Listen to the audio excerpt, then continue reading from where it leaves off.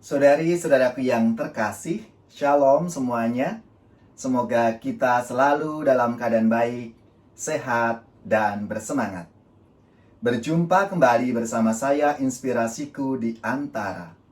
Renungan Harian Selasa 15 Juni, Pekan Biasa yang ke-11.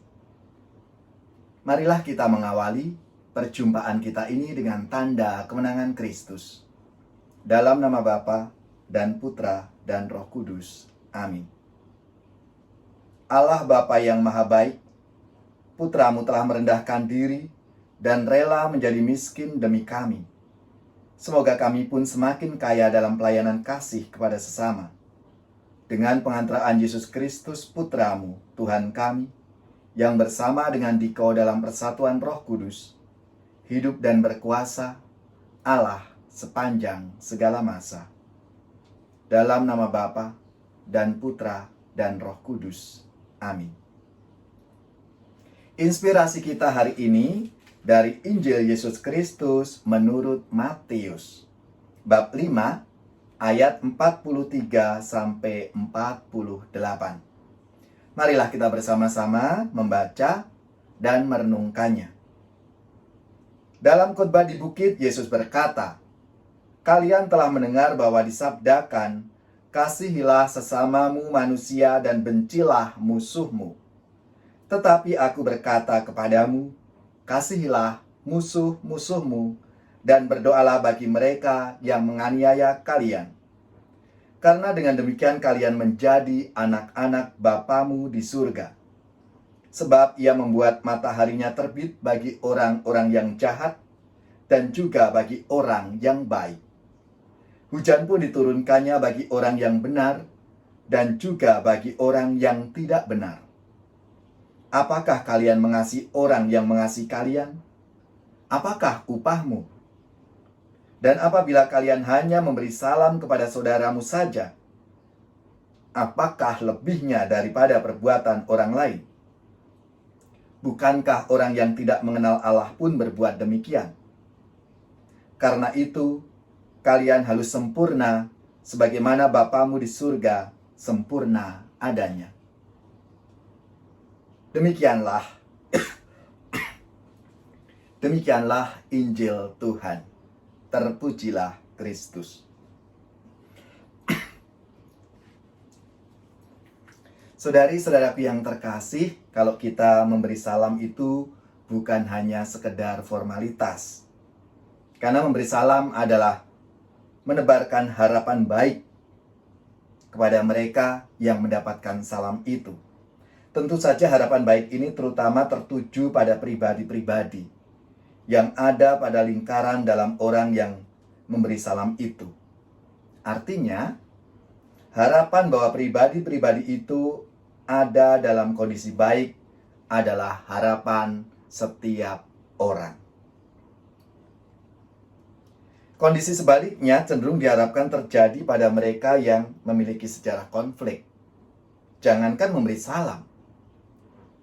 Jika memungkinkan, seseorang lebih memilih menghindari perjumpaan dengan orang-orang yang tidak sepaham atau tidak sejalur dengan pikirannya. Alasannya bisa masuk akal, yaitu supaya tidak timbul konflik yang semakin memperparah hubungan mereka. Saudara-saudariku yang terkasih, sabda Tuhan hari ini meminta setiap dari kita orang beriman untuk berpikir ulang terkait dengan relasi mereka dengan orang-orang di sekitarnya, terutama dengan yang berpotensi menimbulkan konflik. Istilahnya, jangan memadamkan api dengan minyak. Api dapat padam tentu saja dengan air, karena air adalah elemen alam yang menyejukkan. Kesejukan, sapaan, dan salam inilah yang diharapkan dibagi-bagikan tidak saja kepada mereka yang bersahabat, tetapi terlebih kepada mereka yang berpotensi membawa konflik. Tujuannya apa? Supaya api konflik atau permusuhan dapat terpadamkan. Kita bisa melihat bagaimana Yesus dalam karya pelayanannya. Yesus senantiasa membawa kedamaian dalam setiap perkataan dan perbuatannya.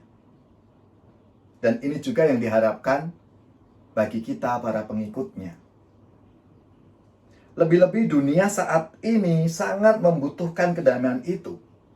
Sudah terlalu lama dunia babak belur dengan aneka macam perang dan bencana. Kedamaian harus dibangun. Salam harus terus dibagikan.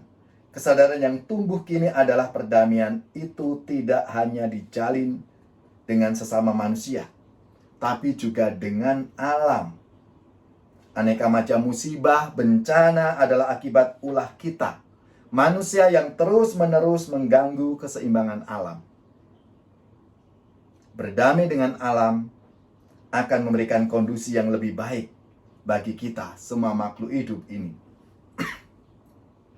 Saudari-saudaraku yang terkasih, maka marilah kita semua dipanggil untuk selalu membawa damai dalam hidup kita, melalui salam yang kita berikan, sapaan yang kita berikan, sehingga banyak orang mengalami kedamaian hati, sehingga mereka juga terpanggil untuk saling berbagi damai dalam hidupnya.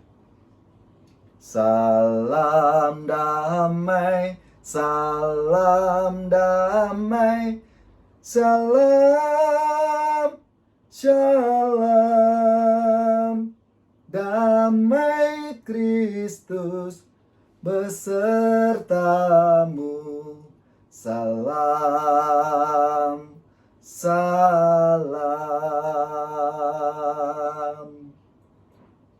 Marilah kita mengakhiri renungan kita hari ini dengan mohon berkat Tuhan. Semoga saudari-saudara sekalian, keluarga-keluarga kita, orang-orang yang kita doakan, mereka yang sakit, yang menderita, seluruh tugas, belajar, pekerjaan, usaha, serta karya pelayanan kita, dibimbing, dilindungi, dan diberkati oleh Allah yang Maha Kuasa, Bapa, Putra, dan Roh Kudus. Amin.